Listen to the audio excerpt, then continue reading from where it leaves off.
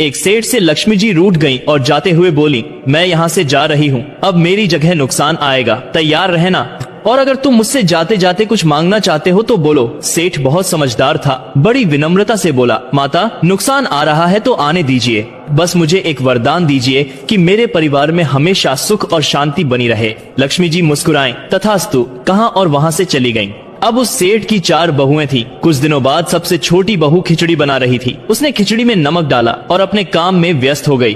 तभी दूसरी बहू आई और उसने खिचड़ी को बिना चखे ही और नमक डाल दिया और वह भी अपने काम में व्यस्त हो गई। इसी तरह तीसरी और चौथी बहू ने भी खिचड़ी में नमक डाला बिना चखे और काम में लगी रही।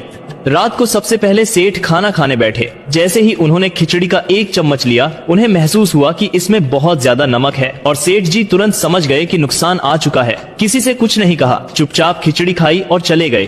अब खाने की बारी उनके बड़े बेटे की थी। बेटे ने खिचड़ी का एक निवाला लिया और परिवार वालों से पूछा, पिताजी ने खाना खा लिया, उन्होंने कुछ कहा?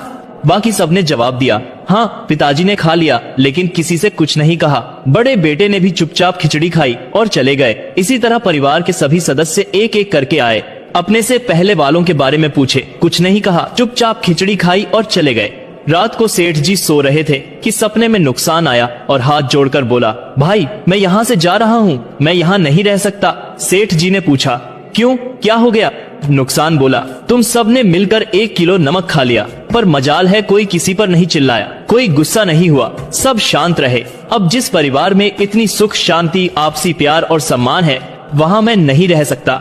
निष्कर्ष, जिस परिवार में प्यार शांति आदर और बड़प्पन है, उस परिवार का कोई नुकसान कोई आपदा कुछ नहीं बिगाड़ सकती। Download share chat.